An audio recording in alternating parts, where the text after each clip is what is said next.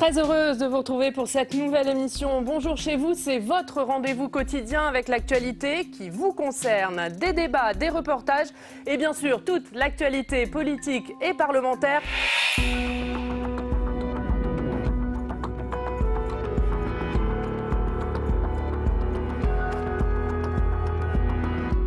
Bonjour à tous, bienvenue sur Public Sénat, premier numéro d'Allons plus loin. Je suis ravie de vous retrouver. Nous sommes ensemble pendant 2 heures en direct avec vous. On va prendre le temps d'analyser, de questionner toute l'actualité politique, parlementaire, mais aussi internationale. Vous allez le voir.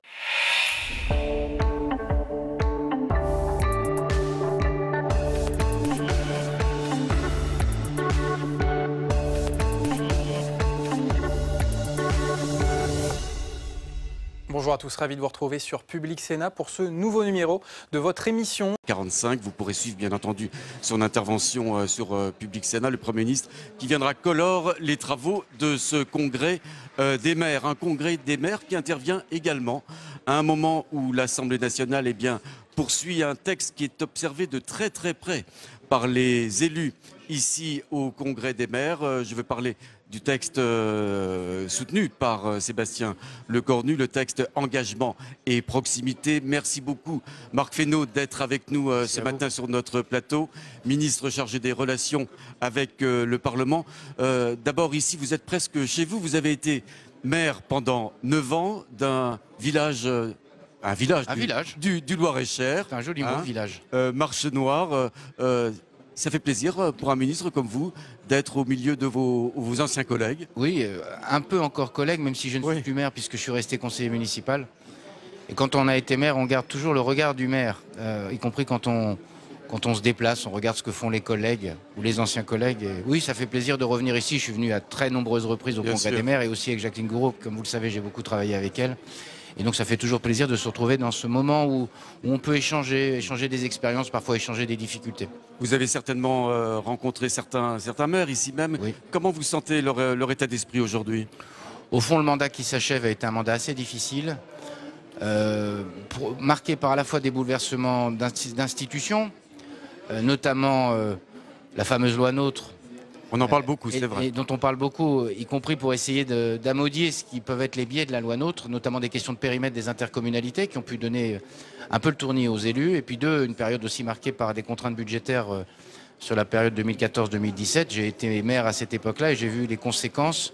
Des baisses de dotation, par exemple. Même si je reconnais qu'à l'époque, je ne participais pas de ce gouvernement, il y avait peut-être besoin que les collectivités elles-mêmes puissent être mises à contribution, mais la marge qui avait été demandée en 3 ans a été très lourde et très forte, sans regarder comment on pouvait adapter les dépenses des communes aux recettes qui diminuaient. Donc, parce que être maire d'une commune, d'un village, une grande commune ou d'un village, de toute façon, le paquebot est parfois un peu lourd à faire évoluer, et donc la marche était très lourde et très rapide. Donc pour beaucoup de maires, il y a ça. Et puis le troisième sujet, c'est sans doute...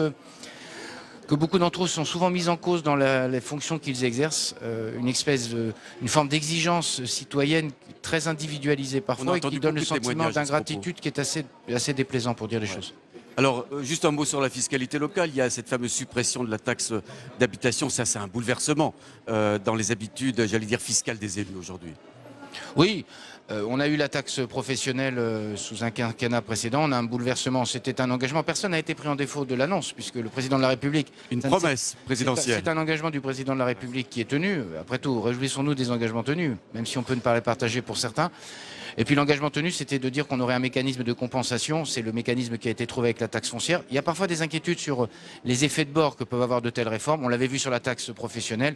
Je répète, là aussi, je ne soutenais pas particulièrement ce gouvernement, mais on a essayé de corriger les effets de bord. Et donc, au gré de la disparition complète de la taxe d'habitation, on verra. Mais je crois que les mécanismes qui ont été trouvés sont des mécanismes qui consolident la fiscalité locale. Alors parlons de cette loi engagement et proximité. Peut-être étiez-vous cette nuit à l'Assemblée nationale pour suivre l'évolution des relations avec le Parlement. Oui. Des débats, bien sûr. Alors cette nuit, les députés ont abaissé ce fameux seuil de 1000 à 500, le seuil pour les scrutins de liste, dans le but de favoriser cette fameuse parité. Est-ce que c'est faisable dans une petite ville de 500 habitants? Je suis un mauvais ou un bon exemple, mais moi j'ai toujours été dans un conseil municipal, on était 15, où il y avait 8 ou 9 femmes. Donc je pense que la question n'est pas tant l'engagement des femmes, mais c'est l'engagement des conseillers municipaux. Je pense qu'on aura des citoyens, des citoyennes qui s'engageront pour être maire. Après, c'est plus difficile pour les conseils municipaux parce qu'un certain nombre de compétences est transféré à l'intercommunalité. Et le lien n'ayant pas été forcément bien construit encore, il y a le sentiment que conseiller municipal, finalement, quand vous n'êtes pas dans l'exécutif municipal, vous venez simplement au conseil et aux quelques manifestations qu'organise la commune, donc il peut y avoir un sentiment de désengagement. Après, moi, je pense que j'ai toujours été favorable au scrutin de liste, à la fois pour les questions de parité, mais aussi pour une question qui était que on a fait des progrès depuis le début, mais moi j'ai connu la période où on pouvait être élu sans avoir été jamais candidat. Il y avait quelque chose d'un peu anachronique. Je pense que les territoires ruraux sont capables eux aussi d'avoir des scrutins de liste et aussi de faire vivre la parité. Et par ailleurs, c'est d'ailleurs ce qui avait poussé souvent l'association des maires ruraux de France, celle-là, mais même l'AMF, à l'idée que, au fond, quand vous êtes un scrutin uninominal, le premier qui prend les coups, c'est le maire. Et donc, dans un scrutin uninominal, c'est lui qui est la victime généralement collatérale du vote. Or, le maire, il a une équipe, il assume un bilan, et c'est bien que l'ensemble de l'équipe l'assume collectivement, plutôt qu'individuellement. Parce qu'après, on rentre dans des affaires que j'ai connues, de querelles de personnes, et je trouve que les territoires ruraux que je défends beaucoup, comme vous savez, ils méritent aussi d'avoir des scrutins de liste, si je peux dire. Et par ailleurs, c'est 2026, ce qui donne le temps, la perspective de s'adapter. Le gouvernement était favorable à cet amendement de la majorité? Oui, oui, c'est un amendement de la majorité qui était une... Je pense que c'est pragmatique et ça donne le temps des adaptations. Personnellement, peut-être même, je dis qu'on aurait pu aller plus loin, mais il faut peut-être de se donner le temps de faire en sorte que les choses puissent s'adapter. Mais je répète déjà, c'est un bon seuil, ça fera une grande partie de communes, pas la majorité encore, une grande partie de communes qui seront au scrutin de liste, et je pense que c'est plutôt ça. Et donc à parité. Parce que je pense qu'une liste, c'est au fond un projet. C'est pas la somme d'individualités rayées au gré, parfois, de considérations diverses qui font un projet. Le projet, c'est une liste et une équipe qui la porte. Alors le point dur de cette loi engagement et proximité, c'est bien entendu l'exercice des compétences obligatoires dans les intercommunalités. Où en est-on dans la discussion du texte aujourd'hui sur ce point? Bon, l'idée qui avait été celle de démarrage du texte, c'est de donner un certain nombre d'assouplissements. Le Sénat avait peut-être été assez loin dans l'idée de dire on fait de l'intercommunalité à la carte, mais l'intercommunalité à la carte, moi j'ai été président d'intercommunalité et maire d'une commune de 700 habitants. Je pense qu'à un moment, il y a des mécanismes de solidarité qui doivent pouvoir s'exercer. Ça ne peut pas être complètement à la carte, sinon chacun vient chercher la recette et personne ne veut partager la contrainte. Donc il faut aussi qu'il y ait de la solidarité. Il y a des tas de choses que je n'aurais pas pu faire si je n'avais pas été dans le cadre intercommunal. Je le dis les choses aussi simplement que ça, y compris des groupes scolaires, y compris... et d'autres l'ont pas fait, mais peu importe, y compris la remise en place de commerce. L'idée en particulier, c'est la compétence qui pose le plus de questions, qui est la compétence eau et assainissement. Bien sûr. On a fait d'ailleurs, je rappelle, sous ce quinquennat, un premier assouplissement qui était pour les communautés de communes, le fait de pouvoir déroger jusqu'en 2026, et puis les assouplissements qui seront menés, on verra jusqu'à le cheminement de ce texte. C'est se dire au fond, quand il y a un syndicat qui fonctionne bien, quand il y a des choses qui sont en place qui fonctionnent bien, il faut, même si la communauté de communes a la compétence, qu'elle puisse le déléguer pour qu'on soit dans le concret. Il y a des syndicats qui marchent. Après tout, pourquoi on les absorberait, on les ferait disparaître? S'ils marchent, tant mieux. En fait, c'est une loi, de ce point de vue-là, assez pragmatique. Quand ça fonctionne, il faut essayer de faire fonctionner les choses. Après, sur les compétences, moi, je pense qu'il faut qu'il y ait une réflexion dans les intercommunalités. On peut à la fois avoir une compétence. Moi, j'avais la compétence scolaire. Oui. Elle était donc gérée au niveau communautaire, mais enfin, la gestion quotidienne, on avait un partenariat très fluide avec les maires pour qu'ils ne soient pas dépossédés de leur école. Alors, sur ces compétences obligatoires, on a entendu Emmanuel Macron ici même, c'était mardi dernier, vanter la souplesse, la liberté, en particulier pour les maires, pour les communes. Est-ce que cette souplesse, cette liberté, on va la retrouver un petit peu dans la lecture que font les députés de ce projet de loi? C'est ce que je viens de dire, c'est la capacité d'adapter. En même temps, j'espère que plus personne ne pense, mais je crois que ça avait été introduit au Sénat, qu'on puisse revenir sur la question des compétences en termes économiques. Au fond, qu'est-ce qui s'était passé quand chaque commune gérait sa compétence économique? D'abord, certaines communes, moi j'en étais une, on n'avait pas de compétences économiques parce qu'on avait trop peu d'entreprises et pas les moyens d'agir. Et deux, il y avait une compétition qui s'était organisée entre les territoires. La vérité, c'est ça. Et au sein d'un espace intercommunal, que la compétence soit gérée de manière commune est quand même la meilleure façon de le faire. Et après, l'idée, c'est d'arrêter là aussi la course aux compétences. Il y a eu une espèce d'élan, une espèce de voracité. Vous pensez que le Sénat est allé trop loin dans ces mais ça peut pas être complètement à la carte. Je pense qu'une communauté de communes, ça s'équilibre aussi avec de la fiscalité. On peut pas délier, on peut pas dire à la communauté de communes, vous portez les investissements économiques et vous n'avez pas la recette économique. Ou alors on a quelque chose qui fonctionnerait pas. Donc il faut essayer de mettre de la souplesse. En revanche, parce qu'on a trop rigidifié et parfois on a eu des phénomènes de centralisation de l'intercommunalité. Et on peut là aussi faire de la décentralisation, même de la différenciation, qu'au sein d'une intercommunalité, la compétence ne soit pas gérée tout à fait pareil, pour que ça soit concret pour les citoyens et pour les maires. Vous imaginez un compromis sur ce texte entre l'Assemblée et le Sénat? Oh, je crois que c'est envisageable dès lors que chacun essaye de faire le pas qu'il faut. Mais je crois que les parlementaires, sénateurs et députés, ils ont une exigence, c'est de rendre la vie plus simple aux élus qui vont être élus au mois de mars prochain et d'avoir un mandat qui soit plus serein de ce point de vue-là. Et donc normalement, avec cette bonne volonté-là, on doit pouvoir y arriver. Alors, autre loi dans les tuyaux, elle est prévue pour 2020, cette fameuse loi 3D, décentralisation, déconcentration, différenciation, on en parlait à l'instant. Hier, ici même, le président du Sénat, Gérard Larcher, dans le cadre, vous savez, de Territoires Unis, cette association d'élus, maires, départements, régions, a dit on va l'écrire cette loi. On va l'écrire, cette loi. Qu'est-ce que vous pensez de cette initiative? Je ne sais pas si c'est le président du Sénat ou Territoires Unis. La loi, elle est écrite... Suggestion. Je sais que le président du Sénat est très soucieux des institutions. La loi est écrite soit par les parlementaires, soit par le gouvernement. Elle est débattue par les parlementaires. Ça n'empêche pas qu'on puisse écouter le terrain et qu'il faille approfondir ce qu'on a essayé de faire au travers de la loi qui est aujourd'hui en examen à l'Assemblée nationale. Encore aujourd'hui en examen, c'est d'écouter ce que disent les territoires. La loi Le Cornu, puisque c'est ainsi qu'elle est dénommée, qui est en débat, c'est une loi qui...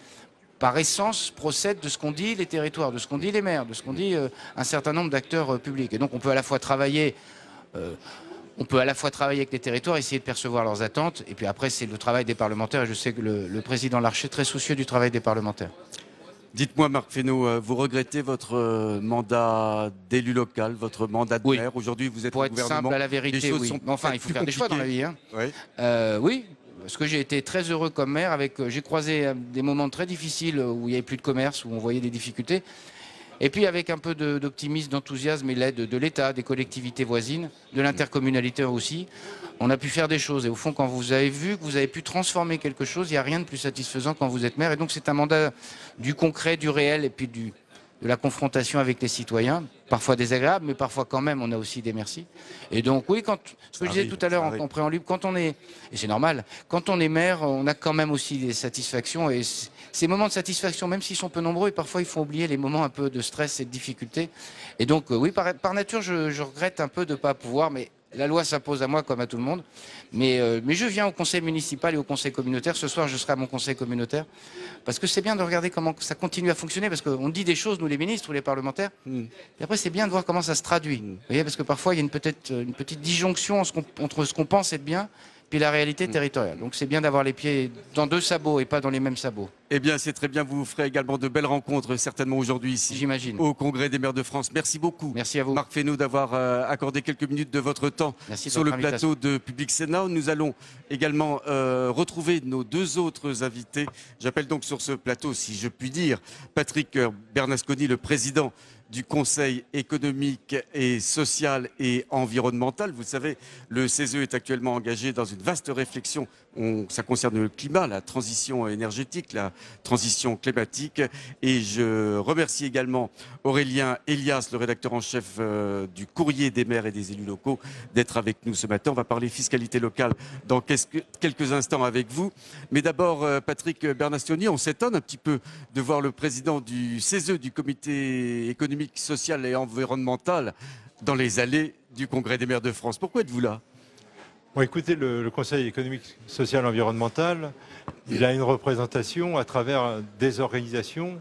Oui. Et on a 80 organisations qui sont membres du CESE. Elles sont très diverses.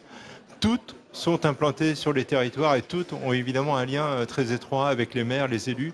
C'est tout à fait normal pour nous et logique de venir ici, d'écouter les maires, leurs problématiques. On a bien vu dans ce qui se passe aujourd'hui dans le pays, il y avait une montée très importante d'inquiétude, une fracture territoriale très importante. Le Conseil travaille sur ces sujets-là.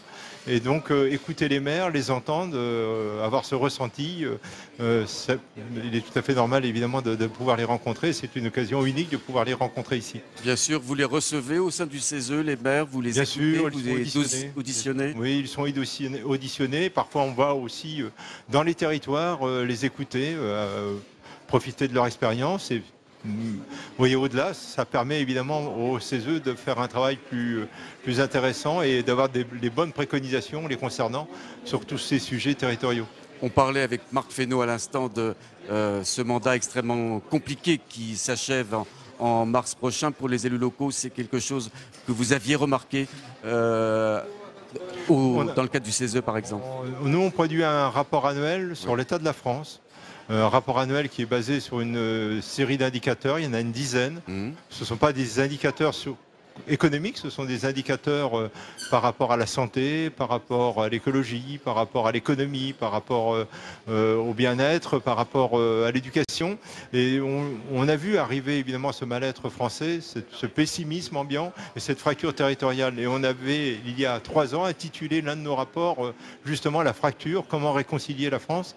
Et ça nous paraissait quelque chose d'évidemment évident, que ce sujet-là était en train de monter et sur lequel il fallait travailler. Vous pensez, comme Emmanuel Macron, que les maires peuvent recoudre, c'est l'expression qu'il a utilisée, la France d'aujourd'hui? Non seulement ils peuvent, mais ils le font, je pense, au quotidien, tous les jours. Ils sont vraiment les acteurs du terrain. On voit bien dans toutes les enquêtes, ils sont tout à fait reconnus. Il n'y a pas de discrédit sur les maires. Et on voit bien que c'est un échelon essentiel de la vie démocratique de ce pays. Alors, le CESE est engagé dans une vaste réflexion en ce moment dans le cadre de la Convention citoyenne sur le climat. Je rappelle, 150 citoyens tirés au sort qui réfléchissent sur les mesures à prendre à l'avenir. Ici même, on a beaucoup parlé de transition écologique, de transition énergétique. Les maires, ils sont à la base de tout ça, finalement. Ils sont acteurs de la transition également énergétique. Ils sont confrontés, évidemment, à tous ces sujets-là. La Convention citoyenne, ce sont des citoyens tirés au sort. Ils viennent de tous les territoires de France. Et évidemment, on aura à prendre en compte les préoccupations des maires sur la transition écologique, transition climatique. Les préconisations, évidemment, auront un impact peut-être dans la vie de tous les jours. En tout cas, c'est ce que l'on souhaite. Mais c'est un objet aujourd'hui qui est parti, qui vit sa vie et qui produira en janvier un certain nombre de préconisations. C'est un élément démocratique nouveau. C'est la première fois qu'une institution organise évidemment ce type de convention. C'est donc une première.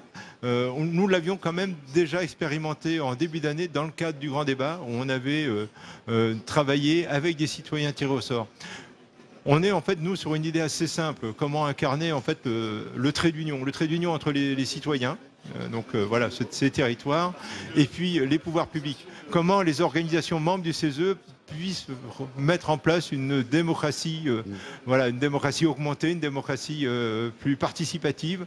En tout cas, c'est l'enjeu de la réforme institutionnelle qui est connue de tous aujourd'hui. J'espère qu'elle ira à son terme, mais si elle va à son terme, c'est cet enjeu-là. C'est comment on articule mieux démocratie représentative, démocratie participative, dans un meilleur équilibre. Je peux vous dire que Public Sénat suit très attentivement les travaux de cette convention citoyenne sur le climat au sein du CESE. Merci, monsieur le président du CESE, d'avoir été avec nous ce matin au Congrès des maires de France. Je me tourne vers Aurélien Elias, rédacteur en chef du Courrier des maires. Merci beaucoup d'être avec nous. Dans quelques instants, on va écouter cette fameuse table ronde attendue qui vient un petit peu terminer ce Congrès des maires sur la réforme de la fiscalité locale. Est-ce qu'on peut dire véritablement que cette suppression de la taxe d'habitation, parce que c'est ça le cœur du problème, c'est un bouleversement, une révolution pour les élus? Ce qui est certain, c'est que c'est une source d'inquiétude majeure pour ces élus. Ils savent depuis la campagne d'Emmanuel Macron en 2017 qu'il l'avait promise. D'ailleurs, il a beau jeu de dire aujourd'hui, je ne vous ai pas pris au dépourvu. C'est ce qu'il a redit hier. Je vous l'avais promis, c'était dans mon programme, je le fais. Les intervenants ne peuvent aujourd'hui que la regretter. Le président du Sénat qui disait hier à nouveau, je crains qu'avec cette suppression, finalement, le lien entre le citoyen, l'administré local, le lien fiscal, oui, et sa commune soit supprimé et ne transforme l'administré en simple consommateur de services publics locaux. Voilà, aujourd'hui, les maires ne peuvent que la regretter. Maintenant, ils se projettent sur demain. Et la grande question, c'est quelle sera la compensation et surtout, quelle sera la pérennité de la compensation. Alors, le gouvernement dit au centime près. Alors c'est une habitude. Tous les gouvernements qui ont supprimé un impôt ont toujours promis que la compensation se ferait à l'euro, comme on dit, ou à l'euro près. C'était le cas de la taxe professionnelle il y a quelques années, et pour autant il y a eu quelques mauvaises surprises par la suite. C'est pour ça qu'il y a toujours la même incertitude et le même scepticisme des élus locaux quand ils entendent les acteurs publics nationaux, l'exécutif leur dire que ce serait compensé intégralement. En tout cas, Emmanuel Macron a tenté de les rassurer mardi dernier. Certainement qu'Édouard Philippe fera de même cet après-midi. Au-delà de ça, ce gouvernement, quand même, il a stabilisé cette fameuse baisse des dotations qui avait bouleversé, là encore, les habitudes fiscales et financières des élus et des communes. Oui, c'est le discours de l'exécutif. Et d'ailleurs, à chaque fois qu'on l'interroge sur cette suppression de la taxe d'habitation, bien souvent, il retourne la question en disant « certes, mais regardez, nous avons stabilisé les dotations ». Dotation globale de fonctionnement, qui est la principale ressource des collectivités, qui avait été coupée énormément sous le quinquennat précédent, de 2014 à 2016 notamment, et qui avait provoqué la chute qu'on connaît de l'investissement public local. Alors qu'aujourd'hui, l'investissement repart. Voilà. Et donc l'exécutif, bien entendu, communique bien davantage sur le fait qu'avec lui, les dotations ont été stabilisées. En face, on a quand même des élus locaux qui vous disent, certes, mais elles ont été stabilisées par rapport au niveau qui a été le plus bas, celui de l'année 2017. Et nous, ce qui nous inquiète, c'est la fiscalité locale de demain, et notamment cette compensation de la taxe d'habitation. Est-ce qu'elle sera pérenne? Est-ce qu'elle sera à l'euro près? Dites-moi, Aurélien Elias, quand on parle de fiscalité locale, dès qu'on rentre dans les détails, on n'y comprend parfois plus rien. C'est extrêmement complexe. On parle depuis des années de cette remise à plat de la fiscalité locale. Une fois encore, c'est repoussé au calendrier grec, presque. Ah bah, c'est bien le problème. Je pourrais aligner sur ce plateau les termes CFE, CVAE, contribution économique territoriale, valeur locative, qu'on n'en saurait pas beaucoup plus. Et comment un maire peut s'y retrouver aujourd'hui? C'est ça le problème, c'est qu'à la fois le maire doit s'y retrouver lui-même sur les montants qu'il va toucher, et puis on sait aujourd'hui, et un énorme mouvement social qu'on connaît bien, celui des Gilets jaunes l'année dernière, a montré qu'il y avait une impopularité de l'impôt. Comment le maire peut ensuite justifier de ce qu'il fait, de ses ressources et de ses impôts locaux, quand on a un tel émiettement? On parle demain d'un coefficient correcteur pour que ce que vont récupérer les élus locaux en remplacement de la taxe d'habitation, qui sera une part de la taxe foncière sur le département. Olivier Dussopt, par exemple, avec des mécanismes d'ajustement. Et ça, seuls les cabinets de conseil en finances locales et les plus grands spécialistes, les adjoints aux finances des communes, peuvent le saisir dans l'intégralité. Aller dire ça à l'administré ensuite, c'est pas toujours évident. Merci beaucoup Aurélien Elias d'avoir été avec nous ce matin. On va suivre ensemble tout de suite cette table ronde consacrée justement à cette fiscalité locale. Et on va entendre tout de suite en guise d'introduction le maire de Fort-de-France, c'est en Martinique, vous le savez, Didier Laguerre, qui regrette la baisse de ses ressources financières, et il n'est pas le seul parmi les élus. Regardez. Contraintes budgétaires, en réalité, ce sont des baisses de dotation et des baisses de financement pour les collectivités. Ce sont également des contraintes supplémentaires parce que la décentralisation se traduit par des transferts de compétences de l'État. Or, ces transferts de compétences de l'État sont accompagnés de transferts financiers qui sont évalués sur l'effort porté par l'État avant le transfert. Or, qu'est-ce qu'on constate? Prenons un exemple simple. GEMAPI, donc prévention contre les inondations, curage des rivières, curage des ravines, on se rend compte que avec cette diminution des ressources financières et ce transfert de compétences, des territoires exposés se retrouvent démunis face à une compétence à exercer. Qu'est-ce que vous allez faire? Bien, vous allez tout simplement réduire la voilure sur un certain nombre d'autres compétences que vous avez à exercer. Vous allez réduire la voilure sur les écoles, sur les crèches, sur l'aménagement, sur l'entretien routier, etc. Et au final, vous allez vous retrouver dans une situation où, au lieu d'avoir des mesures qui permettent de développer le territoire, de renforcer l'attractivité du territoire, vous allez progressivement mettre ce territoire en difficulté. Et quand vous êtes en Outre-mer et que vous avez 84% des collectivités Outre-mer qui subissent des contraintes financières fortes et qui sont dans des situations financières de difficiles à critiques, j'en fais partie, vous vous retrouvez dans une situation où vous êtes obligé non pas de choisir ce que vous allez faire, mais ce que vous n'allez pas faire. Et donc le résultat, c'est que ces contraintes financières, cette contribution au redressement des comptes publics, qui pour les collectivités d'outre-mer représente 284 millions d'euros, qui n'ont pas été compensés pour les collectivités les plus fragiles, conduit nécessairement à un recul de la décentralisation, parce qu'on conduit à un recul de la possibilité des collectivités outre-mer à pouvoir faire face aux charges et aux défis qui sont les leurs, avec des situations contrastées. Contrairement à Cergy, la population de la Martinique diminue de 5 000 habitants par an. Ça va générer, nous sommes déjà devenus le territoire le plus vieux de France, avec plus de 30% de la population au-dessus de 60 ans. Ça génère forcément des contraintes et des efforts supplémentaires pour renforcer l'attractivité du territoire, pour permettre à nos jeunes de rester, donc pour développer les processus de formation, etc.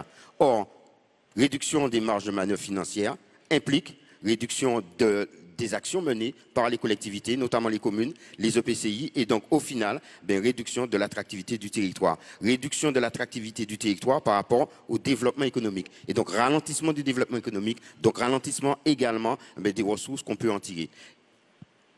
Parallèlement, sur la Guyane, sur Mayotte, vous avez une situation totalement différente. Vous avez une explosion de la population. Vous avez une croissance de la population qui est de plus de 5% par an. Et donc avec là aussi, une contrainte forte pour pouvoir adapter les services publics qui sont mis en œuvre, augmenter le nombre de crèches, augmenter le nombre d'écoles, augmenter le nombre de collèges et de lycées. Or, tout ça, ça pèse sur des budgets dont les recettes sont en perpétuelle diminution. Et en plus, avec une disparition de l'autonomie financière, de l'autonomie fiscale, avec la suppression de la taxe d'habitation qui sera compensée, et qui sera compensée non pas, et sur l'outre-mer, ça pose un vrai problème, non pas sur la taxe versée effectivement au moment de la compensation, mais sur 2017. Quand on sait les difficultés qu'il y a en matière d'établissement des bases, donc d'identification de ceux qui sont assujettis à la taxe, quand on sait l'effort qu'il y a à faire de la part de l'État, de la direction des finances publiques, pour pouvoir identifier ces bases fiscales.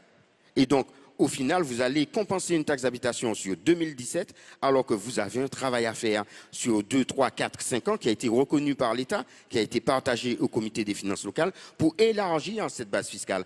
Donc, vous aurez nécessairement une disparition de recettes pour ces collectivités qui auront du mal à faire face à l'enjeu. Donc, au final, on peut se poser la question, est-ce que ces contraintes budgétaires qu'on fait peser sur les collectivités locales ne sont pas une façon de remettre en cause la décentralisation et la capacité de ces collectivités à choisir les politiques publiques et le développement de leur territoire? C'est ça la question fondamentale que nous nous posons.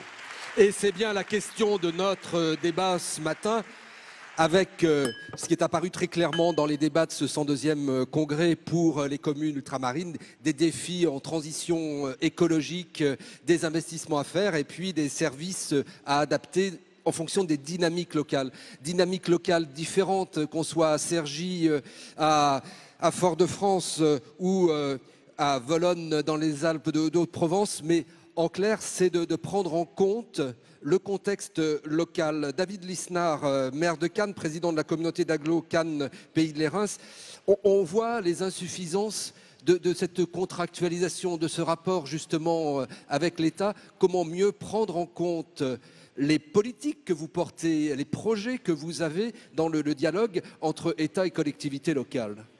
Déjà, moi, je réfute le terme de contractualisation. Un contrat nécessite qu'il y ait deux parties qui se mettent d'accord sur des objectifs communs et qu'on soit à égalité. C'est ce qui n'est pas le cas. On est dans un dispositif réglementaire, dit dispositif de Cahors, qui est en fait une sorte de retour de la tutelle a priori sur les finances des communes, ce qui n'est pas acceptable. Pourquoi ce n'est pas acceptable?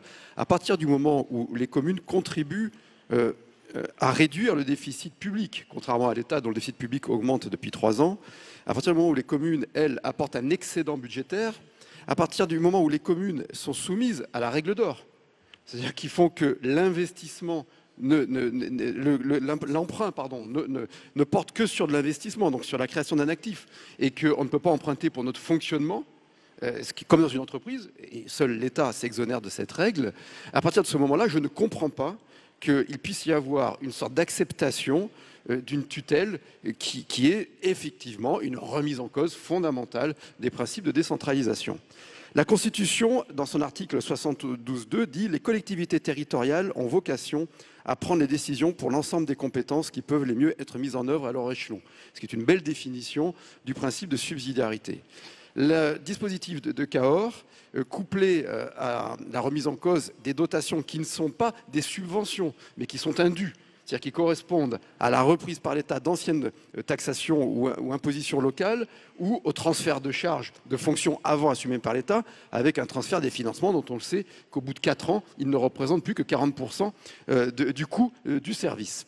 Donc, ajouter à cela la nationalisation de la taxe d'habitation dont il faut parler. On ne peut pas évacuer la problématique de ces 23 milliards d'euros en disant ça vous fera peut-être applaudir dans vos rues. Je crois que tout le monde est bien conscient que la taxe d'habitation, elle permet de financer les écoles, tel que vient d'être écrit, de financer les policiers municipaux, de l'aménagement urbain, de la résilience territoriale, etc. Donc aujourd'hui, on est vraiment face à la quadrature du cercle et avec la nécessité, et c'est pourquoi il est important d'entendre la voix du gouvernement en la matière, je crois, d'affirmer le principe de l'autonomie fiscale. Le principe de l'autonomie fiscale ne peut pas non plus être balayé, Philippe Laurent l'a bien évoqué tout à l'heure, d'un revers de main en disant mais il n'y a qu'ici qu'on demande l'autonomie fiscale. L'autonomie fiscale, c'est simplement la démocratie locale. Et c'est surtout le fait, quand on a... parce qu'il faut bien comprendre sur la taxe d'habitation. Après, je reparlerai du dispositif de Cahors. La taxe d'habitation va créer un effet domino. On voit bien qu'on est en train de créer un chaos. Donc soit on s'en sort par un rafistolage et chaque année des négociations âpres sur des compensations, etc., ce que l'on demande à l'État, dont on a besoin qu'il s'assainisse financièrement, etc. Et donc on est dans une logique de dépendance et non pas d'indépendance, donc pas d'efficacité, de souveraineté, d'une part, et d'autre part, soit on va vers la vraie remise en cause, le vrai grand soir fiscal local. Mais dans ce cas-là, ça nécessite une maîtrise de l'agenda politique et un courage politique. Et je pense qu'il faut qu'on affirme des principes. C'est qu'il doit y avoir un impôt résidentiel. C'est quoi l'impôt résidentiel juste? À part la surface et la valeur locative et un taux décidé par les collectivités. C'est celui du foncier bâti et de la taxe d'habitation. 2, un impôt économique. Pourquoi l'impôt économique est important? Et je reprends tout ce qui a été dit. Parce qu'il est la condition de la compétitivité des territoires. C'est par l'impôt économique que les territoires expriment leur compétition, donc qu'on optimise la ressource fiscale et financière et qu'on fait des choix volontaires. Il faut certainement un impôt environnemental tracé pour accompagner la transition énergétique et la lutte contre le réchauffement climatique et pour la biodiversité.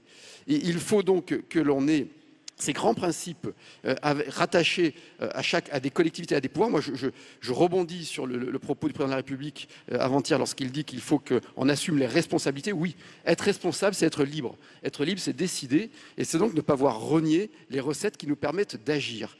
L'impôt, c'est la capacité d'action d'intérêt général. L'impôt, c'est aussi la capacité d'expression démocratique. C'est l'article 14 de la Déclaration des droits de l'homme. L'impôt est consenti, doit être identifié. Et au plan local, on est dans du circuit court de délibération, d'élaboration. Dispositif de Cahors, je vais revenir là-dessus rapidement.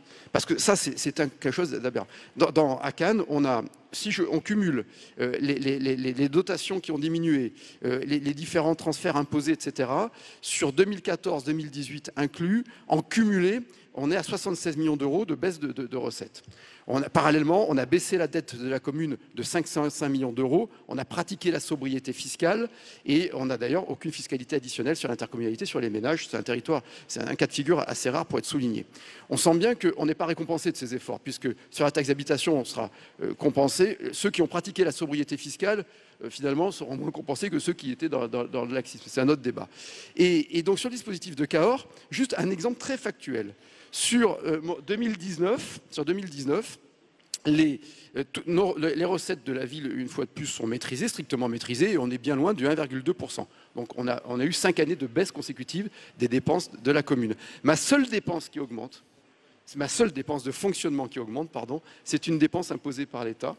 C'est une dépense, c'est le coût non négligeable de la redevance domaniale sur le domaine public maritime dans le cadre des sous-concessions d'État sur les plages artificielles. Donc, je vais attaquer bien sûr cette décision. J'ai prévenu, on a un excellent DDFIP, et ce qui est vrai, qui comprend parfaitement mon raisonnement. Mais je veux bien qu'on comprenne, ce sont ces injonctions contradictoires et le fait que le donneur d'ordre, celui qui lui-même ne s'applique pas les principes qu'il impose aux communes. C'est-à-dire que l'État ne s'applique pas à lui-même les principes qu'il impose aux communes. C'est tout cela, la remise en cause de la décentralisation. Merci David Lisnard. Alors, ce débat finance, c'est votre débat. Vous avez des questions, des propositions, des témoignages à apporter. Je vous rappelle qu'il y a de chaque côté de l'auditorium des micros pour que vous puissiez vous exprimer et nous dire comment vous vous situez dans ce débat. Jean-René Cazeneuve, président de la délégation aux collectivités territoriales à l'Assemblée nationale, donc vous qui faites la loi, vous avez entendu ce que nous disent les élus ici présents avec cette nécessité de prendre en compte les dynamiques qui peuvent être différentes selon les territoires.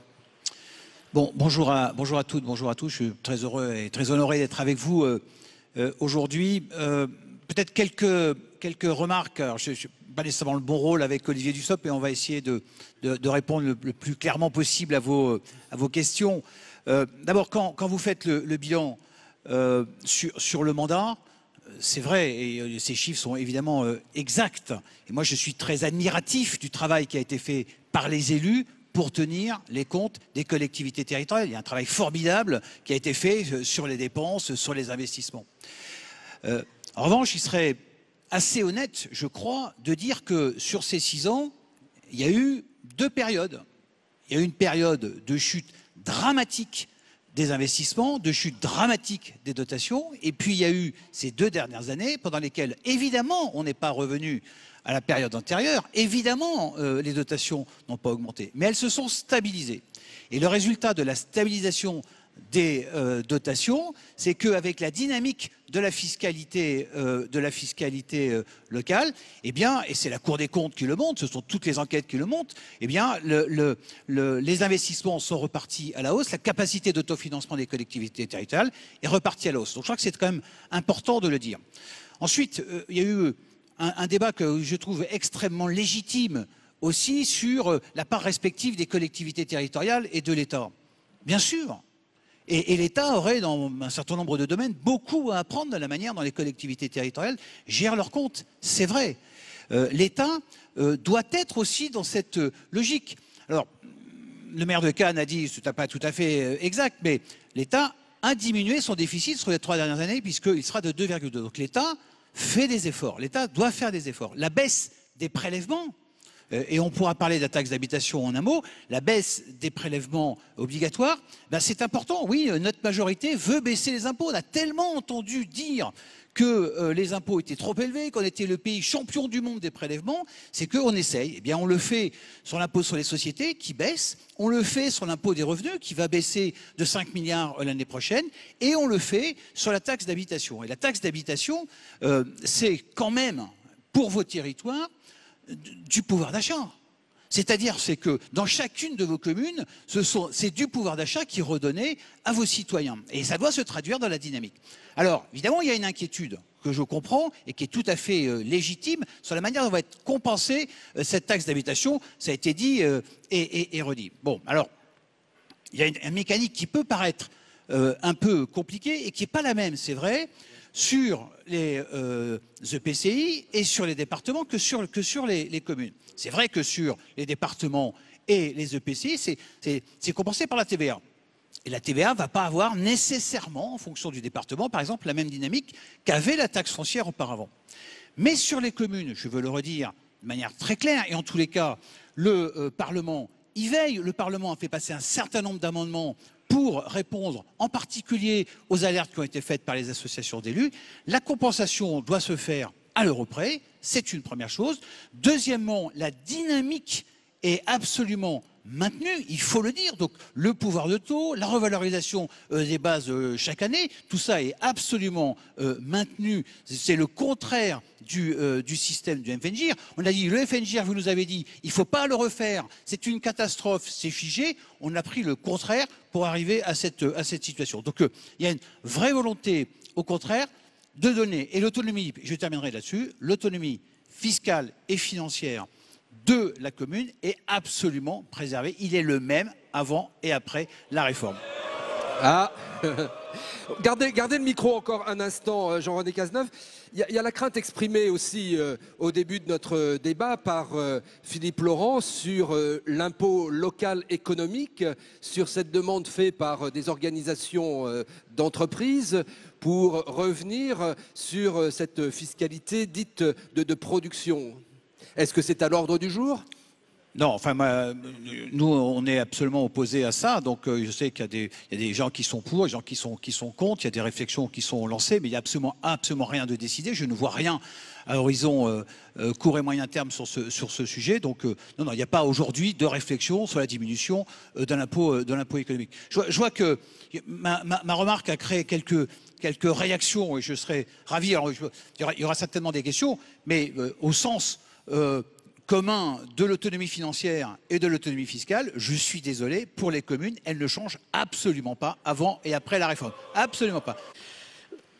Je l'ai dit devant le président de la République il y a 2 jours, la fable de la compensation à l'euro près ne tient pas. Elle ne tient pas, j'allais dire d'abord, parce qu'y compris depuis 2 ans, on ampute ce qui était censé être des compensations irrévocables à l'occasion de la suppression de la taxe professionnelle, c'est l'abaissement de la DCRTP. Mais si. Ah, si vous voulez les chiffres, alors là je vais entrer dans le détail des chiffres, mais la DCRTP a baissé ces 2 dernières années et est annoncée en baisse à nouveau pour 2020. Ah, je suis désolé, c'est la loi de finances. Alors on n'a pas dû lire la même, ce qui m'inquiète pour un parlementaire. Alors, pourquoi je dis qu'on ne peut pas croire à l'euro près?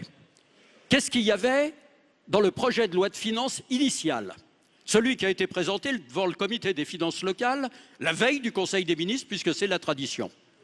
Il y a 2 mesures qui d'ores et déjà amputent le remboursement à l'euro près. La première mesure, c'est de décider que l'année de référence, c'est 2017. Comme s'il ne s'était rien passé en 2018 et 2019. La deuxième mesure était encore plus catastrophique. C'était la suppression totale, je parle du projet de loi initial, n'est-ce pas, monsieur le ministre, nous en avons débattu ensemble, projet de loi initial, où on supprimait totalement la réactualisation automatique des bases. C'est-à-dire qu'on ne prenait pas en compte l'inflation constatée au mois de novembre, qui serait autour de 1,3%, 1,2%, bon, peu importe. Évidemment, j'ai immédiatement protesté au nom du comité des finances locales, monsieur le ministre était présent, et le Parlement a considéré qu'effectivement, il fallait que ça soit revu, dont acte. Ça a été revu à hauteur de 0,9. Sauf qu'on a présenté, donc d'abord, on nous en grignote quand même 0,3 ou 0,4 au passage. Et quand ça porte sur des milliards et des dizaines de milliards, évidemment, à l'arrivée, les additions ne sont pas totalement négatives. Bon. Et puis, surtout, notre propre inflation, ce qu'on appelle le panier du maire. On l'a rendu public il y a 24 heures. Mais nous, notre inflation, celle de nos dépenses à nous, ce n'est pas l'inflation du panier de la ménagère, c'est pour ça que je l'avais baptisé le panier du maire. Elle est autour de 1,7%. Ce qui veut dire que quand on nous dit oh bah, vous aurez 0,9, nous on aura on a eu un 7 d'évolution, et à partir de là, c'est un différentiel tout à fait conséquent. Quant à dire que quand on gèle, c'est quelque chose qui stabilise, non. Parce qu'alors, il faudrait raisonner en euros constants, il faudrait raisonner à population constante. Et quand vous avez 1,2 d'inflation, on va prendre ce chiffre, et 0,3 d'évolution de la population, et on sait bien, ça a été dit excellemment par mon ami Jandot il y a quelques instants, que plus on a de population, plus les dépenses de nos collectivités sont impactées, ça veut dire qu'un gel, nous perdons l'inflation plus l'évolution de la population, c'est-à-dire 1,5%. Vous allez me dire 1,5%, oui, mais quand ça porte sur 40 milliards, ça fait 600 millions. Donc qu'on ne vienne pas nous dire que nos ressources sont stabilisées, d'autant plus, mes chers collègues, je vous l'annonce par avance, qu'il y aura probablement entre 18 et 20 000 maires qui verront leur dotation totale, c'est-à-dire y compris après la correction des péréquations qui verront leur dotation totale baisser. Donc, si on appelle stabilité le fait que plus de la moitié des maires en France, des communes en France, des citoyens en France verront baisser les crédits qui leur sont alloués, alors nous n'avons décidément pas la même capacité d'analyse que celle du gouvernement et de la majorité parlementaire. On prend une intervention, c'est à vous, monsieur.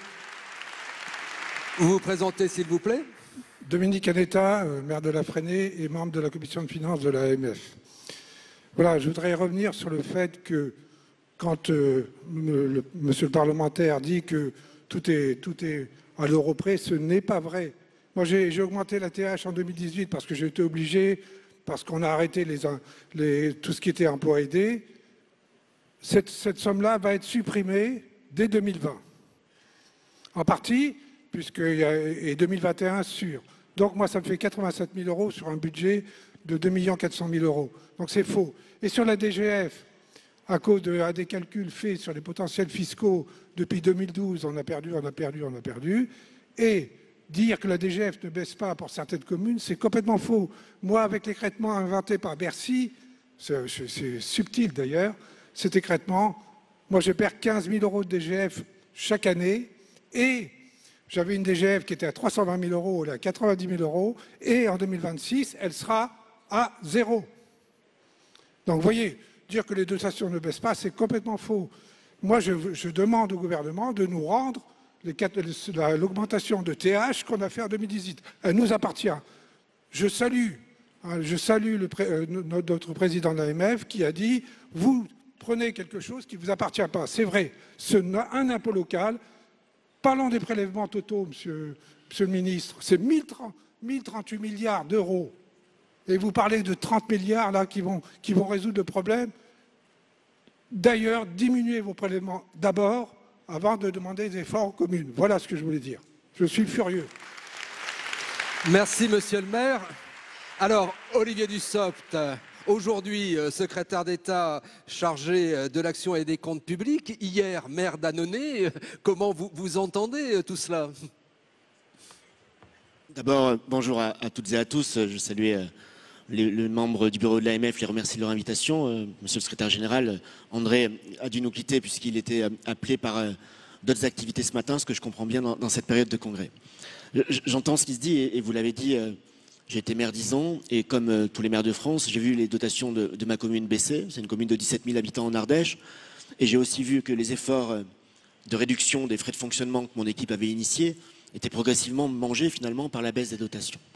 Je pense, en écoutant les uns et les autres, que nous sommes face collectivement, parce que je rejoins ce que disait le maire de Cannes, on ne peut pas dire l'État d'un côté, les collectivités de l'autre, on est aussi face à une forme de responsabilité partagée, au moins vis-à-vis de nos concitoyens. Je pense que nous sommes là après 15 ans, 20 ans, 25 ans, je le disais en aparté avec André, de difficultés que l'on peut rencontrer les uns et les autres. Sans remonter à la nuit des temps, mais j'ai en tête le fait qu'en 2000, par exemple, la suppression de la part salaire de la taxe professionnelle a d'abord été compensée par un dégrèvement la première année. Que la deuxième année, ça a été compensé par une allocation de compensation. Et je partage ce qui a été dit. J'ai rendu public le rapport que le Parlement avait voulu. Première fois qu'on le rend public d'ailleurs. Qui montre que quand l'État s'engage, historiquement, quand l'État s'engage à compenser une exonération par des allocations, dans le temps, cette allocation, elle baisse. Et aujourd'hui, on est sur une compensation de l'ensemble des exonérations votées depuis la Libération, qui est à 40% de la somme initiale. Donc on voit bien que tout a été effrité, tout a été écorné. Et cette part salaire, j'y reviens, après avoir été transformée en allocation, elle a ensuite été transformée en fraction de la DGF, ce qui a vicié les comparaisons de montants de DGF par habitant d'une commune à l'autre. Et on peut reprendre le même raisonnement sur la taxe professionnelle en 2010, ça a été rappelé par les uns et par les autres avec le FNGIR, qui est peut-être l'outil à propos duquel je reçois le plus de courriers d'élus me disant pourquoi est-ce que 10 ans après je continue à payer le même FNGIR alors que j'ai moins d'industrie, que j'ai moins d'assiettes, et à l'inverse, je reçois assez peu, mais c'est normal, de courriers d'élus qui seraient bénéficiaires du FNGIR et qui me diraient arrêtez de m'en verser, mais ça c'est logique, on est à peu près tous pareils et ça se comprend. Et les questions se posent ainsi de manière permanente. Qu'est-ce qu'on peut apporter comme réponse par rapport à cela? Et vient s'ajouter, pour dire les choses très clairement, un engagement du président de la République sur la taxe d'habitation, considérant et ça c'est un constat que nous partageons tous, considérant que cet impôt était injuste dans sa répartition contre les contribuables, que la meilleure façon de régler l'injustice était de le supprimer. Aujourd'hui, j'entends, et j'entends qu'on puisse être en désaccord quand on est élu local avec la suppression de la taxe d'habitation. L'engagement a été pris, il se traduit, et moi, ma priorité aujourd'hui dans la mission qui est la mienne, c'est d'assurer la meilleure compensation possible pour les collectivités locales. J'allais dire presque indépendamment du débat sur l'opportunité de supprimer ou pas la taxe d'habitation. Donc on essaye de travailler à cela et on essaye de le faire dans un double cadre. D'abord un cadre de relations financières entre l'État et les collectivités. André disait il y a un instant que lorsque les dotations sont figées, ça ne veut pas dire que les moyens sont stables parce qu'il y a effectivement une inflation et qu'en termes de pouvoir d'agir, c'est forcément une baisse. C'est un débat qui n'est pas nouveau. En 2010, première année de stabilité des dotations, de gel, de création de l'enveloppe normée et de gel de l'enveloppe normée. J'étais maire, nous étions nombreux ici à être maires, et on considérait déjà que quand il y avait gel des dotations, les prix n'arrêtant pas d'augmenter pour autant, ça nous obligeait à des efforts particuliers. Il y a eu une période de baisse des dotations, aujourd'hui c'est une stabilité. L'argument sur l'inflation reste vrai. Il vaut mieux que ce soit stable plutôt qu'à la baisse, mais ça n'enlève rien à l'argument sur la question du gel et de l'augmentation des prix courants par ailleurs. Nous avons fait le choix de la stabilité, d'abord parce que ça donne de la lisibilité, et nous avons fait le choix de travailler dans ce qu'on appelle les contrats de Cahors et ce dispositif d'encadrement des dépenses de fonctionnement à 1,2%. Je note qu'en 2018, et quand je dis que je le note, c'est pour en saluer l'exercice, que le total des dépenses de fonctionnement des collectivités en France n'a augmenté que de 0,4, donc bien en deçà des 1,2 que le gouvernement attendait ou espérait. Et les collectivités signataires sont même à moins 0,2%. Et monsieur le maire de Cergy l'a dit, il y a 14 collectivités qui ne sont pas dans les clous, pour reprendre cette expression, avec lesquelles on a eu un débat contradictoire pour des retraitements. Dans le cas de Cergy, on a diminué la reprise, si je puis dire, de 450 480 000 euros. Il reste une reprise à un peu plus de 800 000, mais nous avons aussi entendu des arguments sur le caractère exceptionnel de telle ou telle dépense d'électricité, si je ne m'abuse, parce que j'ai regardé le dossier d'un peu près. Est-ce que ce contrat peut être amélioré? J'en ai la conviction. J'en ai la conviction pour que ce soit un vrai contrat. J'en ai la conviction parce que l'exercice de 2018 et l'exercice en cours de 2019 montrent qu'il y a des choses à regarder. Parfois, il y a des choses contradictoires qui nous sont dites et il faudra que nous les tranchions ensemble. Certains élus m'appellent et nous appellent avec le gouvernement à ne pas regarder que le budget principal, mais à regarder les budgets annexes. D'autres nous disent restons sur le budget principal. Il faut qu'on en discute. Il y a la question qui était posée par le maire de Cannes d'un certain nombre de dépenses qui peuvent être décidées par d'autres que par les collectivités et être dynamiques. On a plafonné la prise en compte des dépenses d'allocation pour les minima sociaux. Est-ce qu'on peut le faire sur d'autres? C'est un débat auquel on est ouvert. Et comme nous avons une loi de programmation des finances publiques pluriannuelle qui va intervenir au printemps prochain, entre avril et mai, nous avons d'ores et déjà dit que dans la mesure où le contrat de Cahors a été créé par la loi de programmation pluriannuelle votée fin 2017, il fallait rester dans le cadre de la loi de programmation pour apporter des modifications et nous aurons le temps de travail pour le faire. Sur la question de la compensation de la taxe d'habitation, la loi de programmation de 2017, c'est pour ça que je dis que c'est un point de débat mais que ce n'est pas véritablement une surprise, la loi de programmation votée fin 2017 avait dit que serait prise en compte pour calculer la compensation, notamment sur l'équivalent taxe foncière, que ça serait les valeurs locatives de 2020 et le taux de 2017. Je sais qu'il y a un débat sur le taux de 2017. Monsieur le maire qui s'est exprimé depuis la salle le dit, il dit les communes qui ont augmenté en 2018 ou en 2019 doivent voir l'augmentation prise en compte. C'est un débat que nous pouvons entendre. Il faut aussi avoir en tête que, grosso modo, dans les communes qui ont fait évoluer leur taux en 2018 et 2019, 2 tiers des communes qui ont bougé l'ont fait à la hausse, 1 tiers l'ont fait à la baisse. Et que si l'on prend en compte le taux de 2018 et le taux de 2019, celles qui ont baissé les taux en 2018 ou en 2019 auraient une compensation inférieure à celle qu'on calculerait sur le taux 2017. C'est pour ça que le débat parfois est un peu compliqué. Et moi, je ne suis pas là pour jeter la pierre sur ceux qui ont bougé les taux. Certains l'ont fait par choix, c'est assez rare. D'autres l'ont fait sous contrainte, c'est beaucoup plus fréquent. Et donc, on avait cette règle fixée dans la loi de programmation pluriannuelle. Ce n'est donc pas une surprise. Je sais qu'elle fait débat et je sais par avance que je vais passer le week-end au Sénat sur la loi de finances et que ça fera certainement partie des sujets qui sont abordés. Merci, monsieur le ministre. On va prendre dans un deuxième temps justement ces questions qu'on abordera. Un dernier point, si vous me permettez, sur la revalorisation des valeurs forfaitaires. Effectivement, le projet de loi de finances initiale prévoyait une revalorisation forfaitaire pour toutes les valeurs locatives de fiscalité locale, sauf la taxe d'habitation sur les résidences principales. Les associations d'élus sont exprimées, nous les avons entendues, nous avons entendu les parlementaires. J'ai apporté, puisque c'était moi qui étais en séance, un avis favorable à l'amendement du rapporteur pour une revalorisation à 0,9, ce qui est la moyenne des 10 dernières années, et ce qui correspond à l'inflation constatée. André disait c'est un 2, un 3. Et en fait, il y a ce qu'on appelle l'IPC et l'IPCH. C'est un constaté, l'autre harmonisé. On est resté sur l'IPC, mais on a pris 0,9 parce que je pense que c'était une erreur de ne pas l'avoir fait dans le projet de loi de finances initiale. Et quand on fait une erreur, c'est bien aussi de savoir les corriger. Moi, j'ai pas fait l'ENA, j'ai pas fait un bac plus 10 en finances locales. Et je suis maire depuis 2014. Vous faites de la formation continue, hein. Oui, et je suis maire depuis 2014.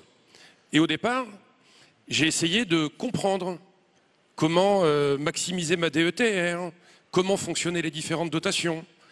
J'ai abandonné, j'attends de recevoir les infos de combien je vais toucher, de la fiscalité qui va rentrer, et par rapport à ça, je décide de l'action qu'on va mener. Il y a un immense problème de lisibilité. Et vous savez, on ne fera pas l'État d'un côté, les collectivités de l'autre. C'est évidemment ensemble. Et pour travailler ensemble, il y a besoin d'une chose, c'est la confiance. Et pour se faire confiance, il faut se comprendre. Et moi, je suis convaincu qu'il y a beaucoup d'élus, et moi le premier, qui ont du mal à tout appréhender. Et si on veut simplifier les choses, si on veut réformer les choses, je pense qu'il ne faut pas chercher à adapter le système actuel. Ça, c'est comme le droit du travail, vous savez. On prend les choses et on se dit je vais simplifier, et à la fin, vous avez encore complexifié les choses. Il faut accepter la page blanche, repartir de zéro, réfléchir dans un cadre totalement nouveau. Et le débat de la décentralisation qu'on nous annonce. Alors la décentralisation, c'est un peu comme l'oasis au milieu du désert. Hein. Plus on s'en rapproche, plus ça s'éloigne. Ça devient un mirage à ce moment-là. Oui, mais bon, ça n'échappe à personne que dans 2 ans, il y a une élection présidentielle. Et je pense que les 2 ans avant doivent être mis à profit pour ce débat passionnant sur la décentralisation. Qui fait quoi? Quel impôt finance quoi? Avec des principes simples. Qui paye, décide, qui décide, paye. Je ne suis pas le premier à le dire, ça paraît simple, mais aujourd'hui, ça ne fonctionne pas comme ça. Et donc, ce débat, je crois que le gouvernement doit le mener avec les maires, parce que c'est un élément fondamental de ce que sera la République demain. Merci Pierre-Jean Verzelen. Alors, là vous entendez un maire génération 2014, hein, puisque quand vous avez été élu jeune maire de votre commune de 1500 habitants, et puis autre parole d'un maire génération 2014, c'est vous, Sandrine Cossera, maire de Volonne, 1650 habitants dans les Alpes de Haute-Provence, et vous arrivez en mairie avec une situation plutôt dégradée, mais aussi portée par un projet, par un programme. Par exemple, il n'y avait pas de cantine pour les écoles maternelles, des vieilles chaufferies, et puis surtout eh bien, un désert médical et ce beau projet de créer sur le mandat un centre de santé. Aujourd'hui, ce centre de santé, il accueille 24 professionnels dans des bâtiments conçus en prenant en compte la transition écologique. Et puis derrière, il a fallu surtout financer ces projets. Financer des projets quand on arrive dans une commune avec une situation dégradée, ça veut dire un gros travail et tirer des sonnettes de tous les côtés. Et puis, dans tout cela, qui va certainement faire écho à des situations que vous connaissez bien sur vos collectivités, des services publics de l'État qui migrent, en particulier les finances publiques, et vous leur dites, attendez, vous quittez la commune avec la trésorerie, mais avant, j'aimerais qu'on fasse un gros travail ensemble d'ingénierie et un travail pour préparer l'avenir. Absolument. Donc, moi, c'est plutôt un témoignage de projet que j'ai envie de porter aujourd'hui, effectivement, d'une commune en 2014 qui était en réseau d'alerte et pour lequel on aurait pu finalement tomber sous voilà, la pression du départ de la trésorerie, fermeture de classes, départ des professionnels de santé, fermeture commerce de proximité dans une commune de 1600 habitants, 1700. Et en fait, on a choisi plutôt le rebond en portant un projet ambitieux. Alors c'est assez surprenant pour les partenaires de l'État, les partenaires de la région, du département, quand on vient annoncer qu'on veut investir plusieurs millions d'euros dans une commune en réseau d'alerte. Et pourtant, moi je voudrais juste témoigner du fait que le projet a été écouté, a intéressé, même si tout le monde se posait la question de la façon dont on allait s'y prendre. Alors, évidemment, ça a commencé quand même par un serrage de ceinture. Donc, ça a commencé par revoir les bases d'imposition, qui n'étaient pas forcément rafraîchies. Ça a commencé par renégocier les emprunts, par refaire le point sur toutes les charges de la collectivité, sur les charges de personnel aussi, revoir un petit peu toute cette structure, un petit peu compliquée. Donc là, j'ai été soutenue notamment par d'autres maires que je suis allée voir en leur demandant quelles étaient les techniques pour pouvoir assainir les finances d'une commune. Donc je remercie. Voilà, retour en direct sur le plateau de Public Sénat pour poursuivre cette discussion autour de ces réformes en cours des finances locales. On entend bien l'inquiétude des élus lorsqu'on écoute leurs témoignages à l'instant.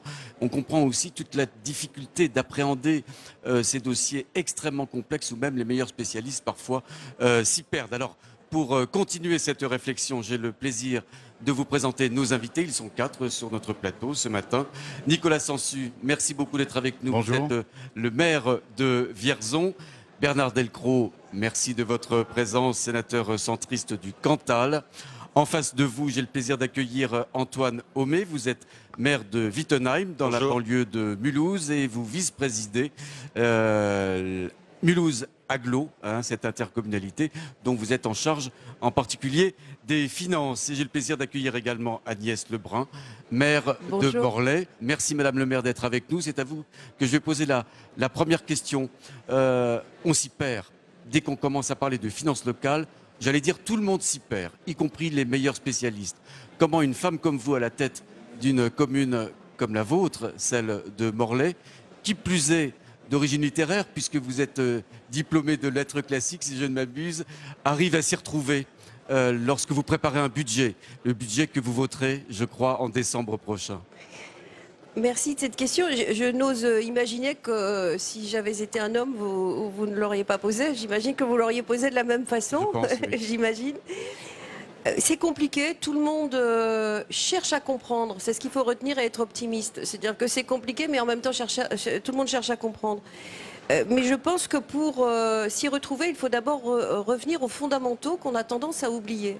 La première chose absolument essentielle, c'est de comprendre que les communes ne peuvent pas voter un budget qui n'est pas à l'équilibre. Et nous ne pouvons donc pas emprunter pour fonctionner. Contrairement à l'État, Contrairement à l'État. C'était la fin de ma phrase, en effet, parce que c'est absolument nécessaire. Ça veut dire que lorsqu'on construit un budget, en gros, on ne peut dépenser que ce que l'on a. La deuxième chose fondamentale, c'est d'où ça vient. D'où ça vient de la ressource fiscale et ça vient des dotations. Et encore une fois, faut-il rappeler que les dotations de l'État ne sont pas des subventions. L'État ne sait pas faire quelque chose pour X raisons, parce qu'il ne veut pas ou qu'il ne peut pas, et confie par les lois de décentralisation à la commune le soin de le faire à sa place en lui donnant en théorie l'argent qu'il est nécessaire pour exercer ses nouvelles missions. Le sujet, c'est que, bien entendu, les missions peuvent beaucoup évoluer et augmenter sans forcément qu'il y ait de transfert. Et la troisième chose fondamentale, et je m'arrête là, c'est à quoi ça sert. Il faut bien que tous ceux qui nous entourent, et en particulier nos concitoyens, qui parfois aussi se posent des questions, comprennent que le maire, il est là pour deux choses. Il est là pour servir et il est là pour construire. Servir, c'est-à-dire remplir des missions qui sont de l'ordre de l'État. Par exemple, on nous en a donné une nouvelle qui est de gérer la carte d'identité ou le PAX. Et construire, c'est-à-dire développer un territoire. Autrement dit, le premier maillon de l'aménagement du territoire et donc de la contribution à l'économie locale, c'est bien le maire. Et pour ça, il faut de l'argent. Une fois qu'on a cette définition un peu globale, bien sûr, mais on peut avancer plus précisément sur pourquoi est-ce que la DGF ne doit pas baisser alors qu'elle baisse, pourquoi est-ce que le consentement à l'impôt est bien une expression de la démocratie et pourquoi c'est nécessaire de maintenir ce lien fiscal entre l'administré et la collectivité, ou alors le citoyen devient un consommateur et la collectivité un prestataire de service. Toutes ces questions-là, s'ouvre à partir de cette définition. Madame Lebrun, pour vous, la suppression de la taxe d'habitation, c'est un drame pour vous, pour une commune comme la vôtre? Le drame sera quand on vérifiera que la compensation n'est pas au rendez-vous. Parce qu'au royaume des promesses, tout le monde meurt de faim, c'est bien connu. Donc si effectivement il y a une compensation, et peut-être devons-nous encore parler au conditionnel aujourd'hui, mais le passé nous a quand même rempli d'expérience et de renoncement à la candeur. Donc il reste à voir, mais il n'empêche que la suppression de la taxe d'habitation, oui en effet, est une baisse de ressources qui ne se traduira en rien pour le maire, à titre personnel bien entendu, mais par contre pour le développement du territoire et pour la qualité du service rendu, c'est embêtant. Or ce sont les deux choses que demandent impérativement les citoyens. Nicolas Sansu, est-ce que vous vous y retrouvez vous-même dans votre commune de Vierzon en matière fiscale, en matière de finances locales? Vous savez, moi je suis comme la maire de Morlaix, Agnès Lebrun. On a subi une baisse de dotation absolument considérable. Ça a commencé sous François Fillon, hein? Oui, ça a commencé par un certain nombre de suppressions d'impôts économiques. Ensuite, ça a continué avec le gel, et puis la baisse des dotations, et puis maintenant la suppression de la taxe d'habitation. On est aujourd'hui dessaisi de notre pouvoir de fiscalité et d'autonomie fiscale et financière. Et ça pose un problème parce que on nous demande tout un tas de choses. Tous les programmes de l'État aujourd'hui qui existent, que ce soit le programme de renouvellement urbain, Action Cœur de Ville, et j'en passe et des meilleurs pour des villes petites et moyennes, sont aujourd'hui fléchés. C'est-à-dire évidemment que l'État aide au développement d'un certain nombre de choses dans les territoires, mais il décide aujourd'hui à quel endroit il veut investir. Et il décide via les collectivités locales. Donc aujourd'hui, on est mis quelque part sous une forme de dépendance par rapport à l'État. Pour une commune comme la mienne, ça a été une baisse considérable d'autonomie.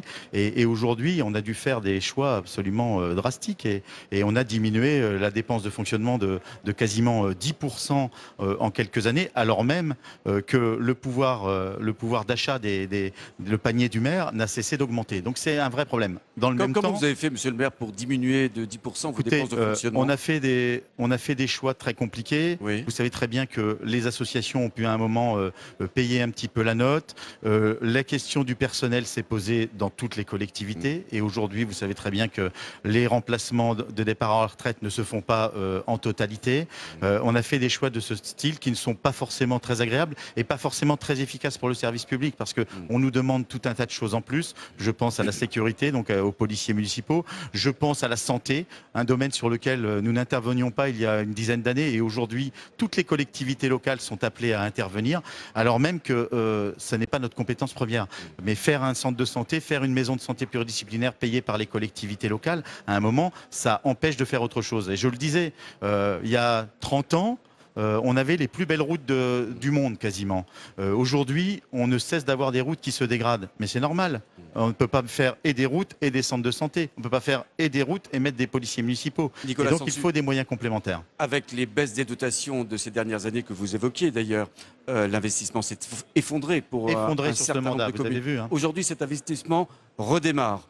C'est le cas chez vous à Vierzon? Oui, il redémarre à partir du moment où vous rentrez dans les programmes de l'État. C'est-à-dire si vous êtes dans le cadre du programme de renouvellement urbain ou dans le cadre d'Action Cœur de Ville, vous y arrivez. Vous y arrivez pour... moi, j'ai par exemple une place emblématique qui vient d'être faite, qui s'appelle la place Jacques Brel, ça ne pouvait pas être autrement, qui a été financée à plus de 90% par des subventions. Par contre, vous avez une grosse voirie à refaire, vous êtes subventionné à 0%.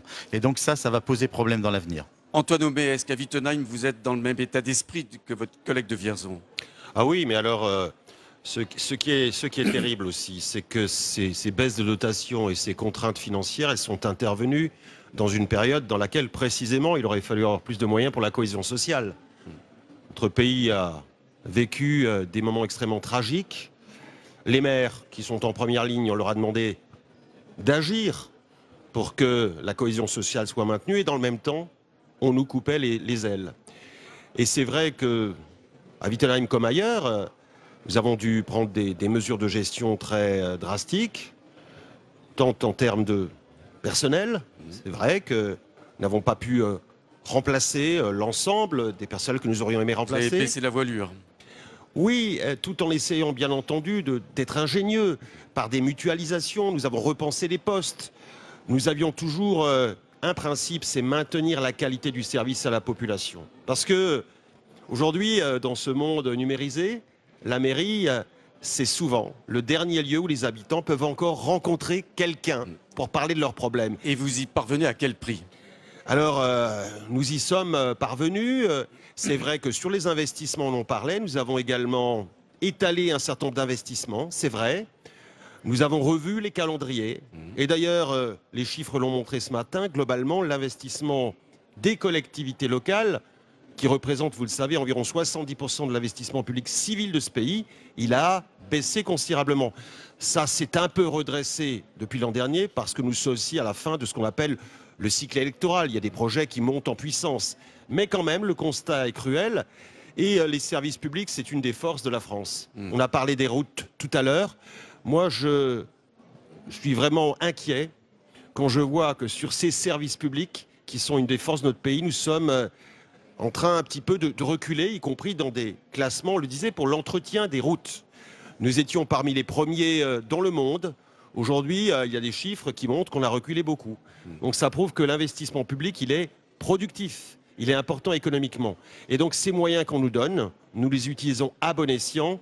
Les maires, ce sont des bons gestionnaires et vous le savez, ils ne contribuent pas du tout au déficit des comptes publics. Au contraire, globalement, les communes dégagent un excédent qui est important. Bernard Delcros, vous êtes parlementaire, sénateur, vous faites la loi. Comment vous appréciez ces commentaires, ces inquiétudes des trois élus qui sont autour de vous? Alors, ce qu'ont dit les collègues est tout à fait juste. Pendant plusieurs années, il y a eu une baisse importante des dotations aux collectivités. Il faudrait, pour être juste, de dire de la dotation de fonctionnement aux collectivités, de la DGF. Une baisse importante qui s'est jusqu'en 2017. En revanche, dans le même temps, pour être juste, il y a eu une hausse des subventions de l'État à l'investissement. La DETR, des dotations d'équipement des territoires ruraux bien connues, a été doublée dans cette même période. La dotation de soutien à l'investissement local a été créée. Donc il y a eu à la fois une baisse de DGF et une augmentation de dotation à l'investissement. Aujourd'hui, l'actualité de la loi de finances qu'on est en train d'examiner, c'est la réforme fiscale. Comment compenser aux collectivités la suppression de la taxe d'habitation? Alors, elle est souvent perçue comme... Le gouvernement se veut rassurant sur ces compensations. On est vraiment sur le sujet actuellement au Sénat. Et donc, elle est perçue comme compliquée, cette réforme. En fait, elle est simple. En revanche, elle suscite beaucoup d'inquiétudes chez les élus locaux. Une inquiétude légitime. Pourquoi? Parce qu'il y a quand même des précédents. Et que quand on regarde toutes les réformes fiscales, les allègements de fiscalité locale, c'est-à-dire chaque fois qu'on a diminué la recette fiscale des collectivités, tout gouvernement confondu, ce produit que ne percevaient plus les collectivités locales a été compensé par une dotation de l'État qui, au fil du temps, s'est effilochée, j'ai envie de dire. De telle sorte qu'aujourd'hui, c'est plus de 2 milliards d'euros de pertes de recettes par an de produits fiscaux pour le seul bloc communal, c'est-à-dire les communes et les intercommunalités. C'est ce qui explique l'inquiétude des élus locaux. Donc il y a une véritable diminution de recettes. Plus de 2 milliards pour les communes et intercommunalités, plus de 2 milliards d'euros de pertes de produits fiscaux par an, c'est quand même énorme. En revanche, sur la réforme qui est proposée, qui d'ailleurs est très proche, très proche, à peu de choses près, c'est la proposition qu'a faite le Sénat en 2018. Nous avions, au sein de la Commission des finances, créé un groupe de travail et nous avons soumis à la Commission des finances une proposition de réforme pour justement se mettre en situation de proposer, de construire. Et c'est à peu près la réforme, à peu de choses près, qui est aujourd'hui proposée par le gouvernement. Qui inclut la suppression de la taxe d'habitation. Qui inclut la suppression de la taxe d'habitation. À la différence des réformes précédentes, celle-ci remplace une perte de produit fiscal par une nouvelle recette fiscale. Voilà. Il y a 3 niveaux de collectivités qui seront concernés. Les communes, les intercommunalités et les départements. Les communes vont perdre leur taxe d'habitation. Elle va être remplacée par du foncier bâti provenant du département. Donc en fait, on remplace un impôt local par un autre impôt local. Ça se fera à euro constant dans une recette qui sera donc pérenne et dynamique. Il y a des faiblesses dans le projet de loi, j'y reviendrai s'il faut, qu'on va proposer, qu'on va essayer de corriger, qu'on va corriger en tous les cas au Sénat, même par amendement, et on espérera que ces corrections iront jusqu'au bout du débat parlementaire. En tous les cas, ça préserve l'autonomie des communes, et c'est cohérent parce que, en fait, qui a la compétence aujourd'hui d'agir sur le foncier bâti, c'est-à-dire sur l'habitat, qui fait le lotissement, qui fait l'aménagement du centre-bourg, du centre-ville, qui monte une opération d'amélioration de logement, ça reste la commune. Donc c'est cohérent.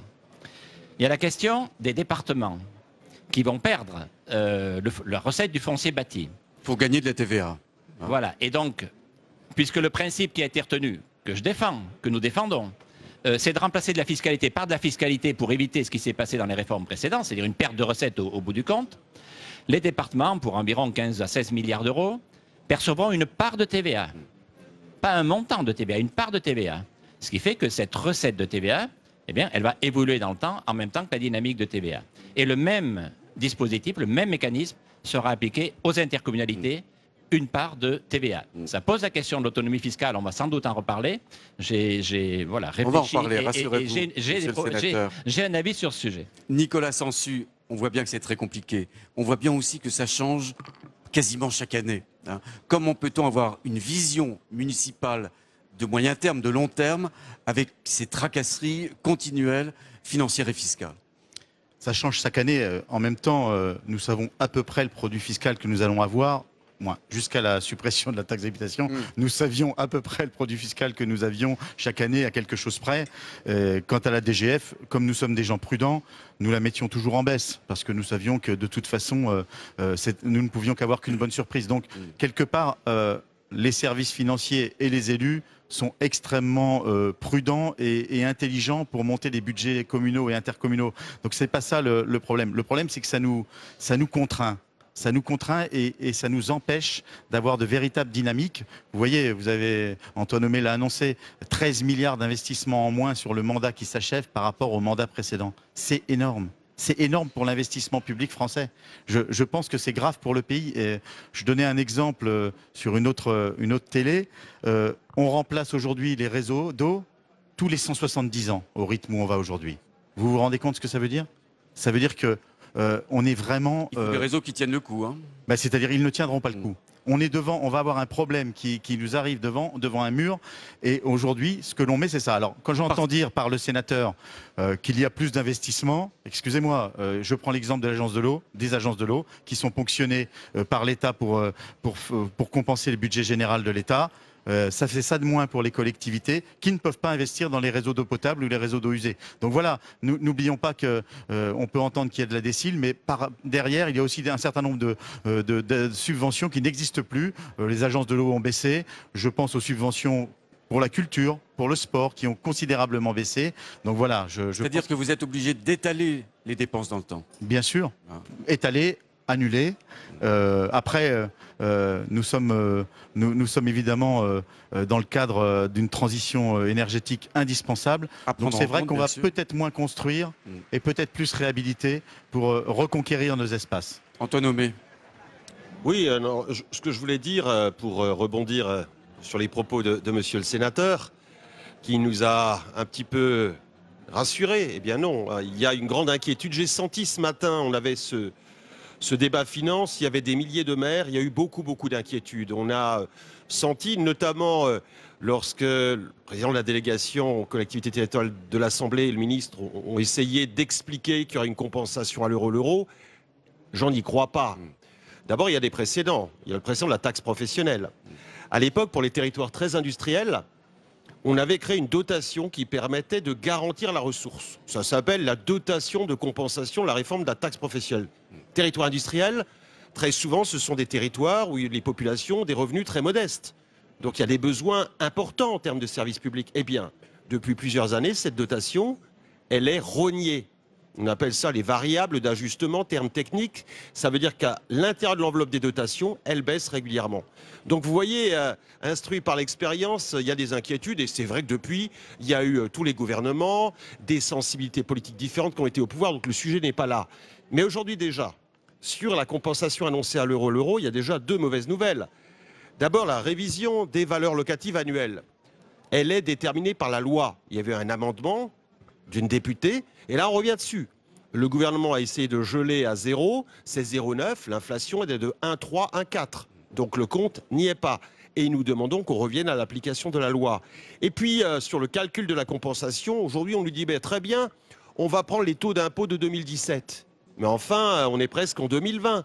Ça veut dire que pour beaucoup de collectivités, la compensation serait inférieure au produit d'aujourd'hui. C'est inacceptable. Donc vous le voyez, les paroles, c'est bien, les actes, c'est mieux, mais il y a encore loin de la coupe aux lèvres. Agnès Lebrun, sur ces aspects de compensation, là également, vous êtes inquiète, vous avez des craintes. Oui, je confirme évidemment ce que viennent de dire Antoine et Nicolas sur l'inquiétude. Et je pense que cette inquiétude, elle est liée à ce qui a été exposé, mais elle est aussi plus profonde. Elle est liée au fait que les maires se rendent compte qu'on change de paradigme. C'est-à-dire qu'on est en train de redéfinir la mission d'élu.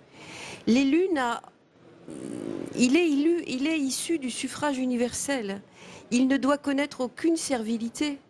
Il peut évidemment faire allégeance à l'État puisqu'il est agent de l'État et il ne le renie pas et il en est même fier. C'est l'une de ses deux missions. Mais pour le reste, pour ce qui est du développement de son territoire, s'il est en quelque sorte tutélisé par le bon vouloir d'une dotation ou d'une subvention qui va venir un jour et pas un autre. Et ça, vous le sentez de plus en plus. Bien sûr, c'est ce qui déprime en quelque sorte les maires. C'est-à-dire que quand vous avez été élu, on change les règles du jeu encore. Vous ne voulez pas être des sous-traitants, comme dit... Oui, alors on le dit depuis longtemps. Enfin, on a retrouvé cette expression dans la tribune de Philippe, mais nous utilisons depuis longtemps, plusieurs années, les troupes supplétives, les sous-traitants, etc. Nous ne sommes pas des sous-traitants. Nous sommes l'incarnation du suffrage universel. Donc nous sommes là pour, face à nos concitoyens, servir et construire. Et c'est vrai que il faut reconnaître à l'État ce qui doit être reconnu. Et pour être juste et objectif, la DSIL, c'est-à-dire dotation de soutien à l'initiative locale, la DETR, c'est-à-dire dotation de développement au territoire rural, sont des choses qui existent, qui sont bienvenues, extrêmement bienvenues, sauf qu'on vous flèche, on vous dit, vous, ça va être ça. Mais alors vous, on ne sait pas exactement pourquoi, mais ça ne sera pas cette secousse-là. Et c'est ça qui est redoutable, c'est qu'on vous enlève vos prérogatives. Vous êtes autonome dans votre commune. Enfin, c'est quand même quelque chose qui, moralement, si je peux me permettre l'adverbe, est assez difficile à supporter. Vous avez envie d'avoir la liberté de lever l'impôt librement? Surtout la liberté de faire ce pourquoi nous avons été élus, encore une fois, c'est-à-dire que l'idée, elle n'est pas de se prendre soit pour un shérif, soit pour une espèce de super chef d'entreprise. Nous ne sommes pas chefs d'entreprise, en revanche, nous connaissons la valeur du développement de nos territoires au service de nos concitoyens. Nous avons évoqué longuement au cours de ce congrès la crise des Gilets jaunes, les angoisses exprimées par les Gilets jaunes. Nous avions alerté l'État bien en amont, en disant attention, il y a un démantèlement de la cohésion sociale et nous pensons que si nous ne continuons pas à développer autant que nous pouvons ces services et développer et construire, ce sera au détriment de nos administrés d'une part, et d'autre part, nous avons la faiblesse de penser que lorsqu'on paye un impôt, quel qu'il soit, et personne ne dira qu'il ne faut pas recalculer et redéfinir, mais le consentement à l'impôt, c'est la participation au bien commun, c'est la participation au pot commun. Additionner les différences, ça n'a jamais fait société. Bernard Delcros. Oui, je confirme ce qui a été dit. Et assez rapidement, parce que le temps passe. Il y a une inquiétude, elle est légitime pour une raison simple, c'est que dans toutes les réformes fiscales qui ont été faites jusqu'à aujourd'hui, ces réformes sont traduites au bout du compte par une perte de recettes pour les collectivités. La différence avec la réforme qui est proposée, c'est qu'on remplace une recette fiscale par une autre recette fiscale, qui sera donc pérenne et dynamique. Il y a 3 points à corriger, et je vous rejoins, vraiment, et on va les corriger au Sénat. C'est un sujet qui est sur la table, on va les corriger. Le premier, c'est que les bases qui serviront de référence au montant de la compensation de la TH pour les communes soient bien des bases de 2020 revalorisées dans le droit actuel et non pas sous-revalorisées.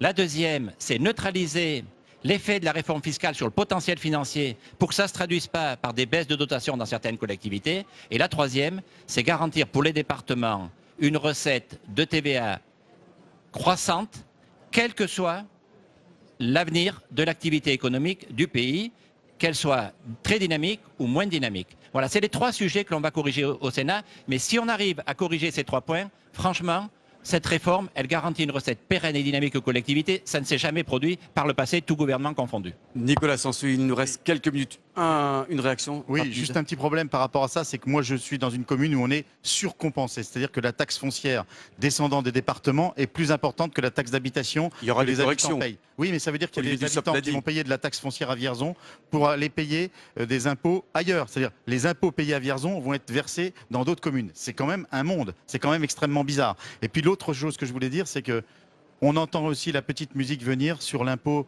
sur les impôts économiques. C'est-à-dire que le fait d'avoir supprimé la taxe d'habitation, on voit que c'est le début d'un mouvement qui peut être extrêmement dangereux pour les collectivités locales. C'est-à-dire la volonté de pourquoi ne pas supprimer la taxe foncière qui est assise exactement sur les mêmes valeurs locatives, donc sur la même injustice. Et pourquoi ne pas aussi avoir les entreprises qui commencent à faire avec le MEDEF, qui commencent à dire il serait bien qu'on nous enlève la CVAE et la CFE. Et là, je peux vous dire qu'on est devant un big bang territorial dans ces cas-là qui va être vraiment extrêmement dur à supporter parce que je crois qu'on ne fera plus société comme disait Agnès Lebrun. Alors justement, à propos de Big Bang territorial, Antoine Homais, est-ce que vous croyez encore au grand soir, j'allais dire, de la fiscalité locale, ce jour tant attendu où on remettrait tout à plat et on réfléchirait à un nouveau système plus juste, plus efficace? D'abord, on n'en prend pas le chemin. Voilà, le premier point, c'est le fond. On parlait de nos inquiétudes. Nos inquiétudes sont pas sur les questions techniques. On l'a dit, hein, les spécialistes s'y perdent. C'est que nous sommes là d'abord pour servir, bien entendu, la population et les habitants. Et ce qui nous inquiète, c'est le maintien des services publics. Je le redis parce que c'est ça qu'il y a derrière. Hein, c'est pas tellement les sujets de complexité, etc. C'est que j'ai vu tout à l'heure, lors de ce débat, des maires qui sont sur le terrain en proximité.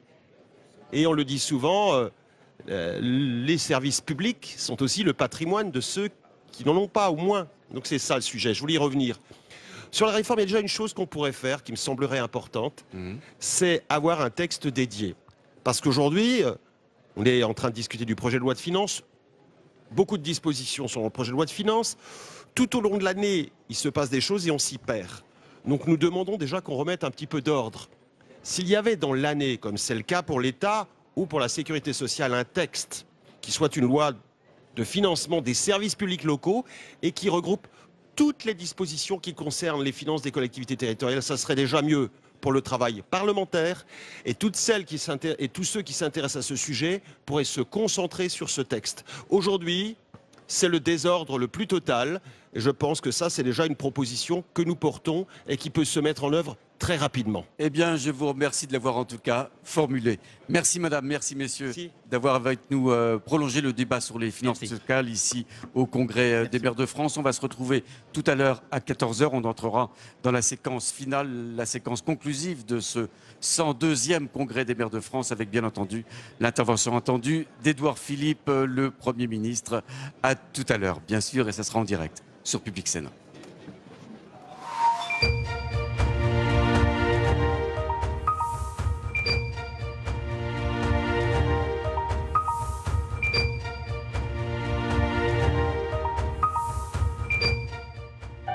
Public Sénat et l'AMF, avec le soutien de la Mutuelle nationale territoriale, la Mutuelle des agents des services publics locaux, vous ont présenté le Congrès des maires de France.